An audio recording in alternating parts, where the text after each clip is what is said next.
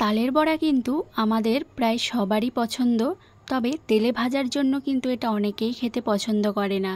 তাই তাদের জন্য আজকের এই রেসিপিটি খুব কাজে লাগবে, তেল ছাড়া তালের বড়া। তো চলুন রেসিপিটি দেখে নিই। নমস্কার বন্ধুরা, ওয়েলকাম টু প্রিয়ার রান্নাঘর। নতুন একটা রেসিপি দেখার জন্য সবাইকে স্বাগত। আজকে বানাবো তেল ছাড়া তালের বড়া। তো চলুন রেসিপিটি দেখে নিই। এখানে আমি একটি পাকা তাল নিয়ে নিয়েছি। পাকা তালটা ছাড়িয়ে জলে ভিজিয়ে নরম করে নিয়েছি।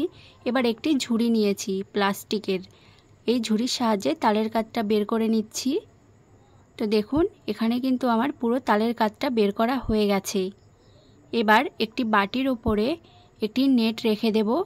এই নেটের সাহায্যেই তালটা ছেঁকে নেব। এই তালের কাঠটা কিন্তু আমি একদমই জল ছাড়া বের করেছি। এভাবে কিন্তু তালের কাঠটা বের করে নিলে তালের কাঠটা একটু ঘন হয়। তো দেখুন এভাবে হাত দিয়ে চিপে চিপে নেট থেকে তালের কাঠটা বের করে নিচ্ছি, তাহলে কিন্তু একদমই আঁশ থাকবে না। এবার আমি এখান থেকে এক বাটি তাল নিয়ে নিচ্ছি একটি মিক্সিং বোলে। এবার এর মধ্যে দিয়ে দিচ্ছি হাফ বাটি চিনি, এক বাটি ময়দা আর এক বাটির থেকে একটু কম সুজি, আর দিয়ে দিচ্ছি সামান্য পরিমাণে লবণ আর হাফ বাটি নারকেল কোড়া। এবার হাত দিয়ে একটু মিশ্রণগুলোকে মিশিয়ে নিচ্ছি।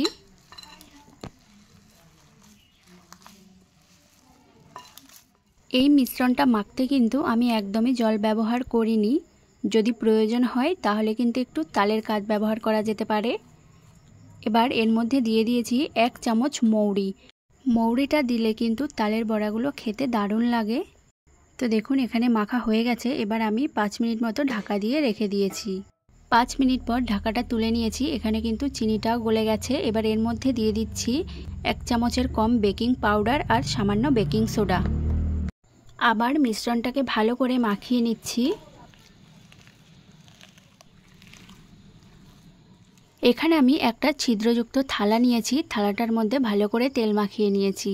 এবার একটা একটা করে বড়া এর মধ্যে দিয়ে দিচ্ছি। থালাটা কিন্তু আমি একটি গরম জলের হাঁড়ির ওপর বসিয়ে দিয়েছি। এবার বড়াগুলো 10 মিনিট মতো ঢাকা দিয়ে রেখে ভাপে বসিয়ে দিয়েছি। 10 মিনিট পর দেখুন বড়াগুলো কতটা সুন্দর ফুলে উঠেছে আর কতটা সফট হয়েছে। হাতে কিন্তু লেগে যাচ্ছে না, মানে বড়াগুলো একদম হয়ে গেছে। এবার আমি সবগুলো একটি প্লেটে সাজিয়ে নিয়েছি। তো একটি ভেঙে দেখিয়ে দিচ্ছি ভেতরটা কতটা সুন্দর নরম তুলতুলে হয়েছে। যারা তেলে ভাজা খেতে পছন্দ করেন না তারা কিন্তু একবার এইভাবে তালের বড়া বানিয়ে দেখতে পারেন, খেতে কিন্তু ভালোই লাগে। তো রেসিপিটি কেমন লেগেছে অবশ্যই কমেন্ট করে জানাবেন। আর যদি ভিডিওটি ভালো লেগে থাকে অবশ্যই চ্যানেলটি সাবস্ক্রাইব করে দেবেন।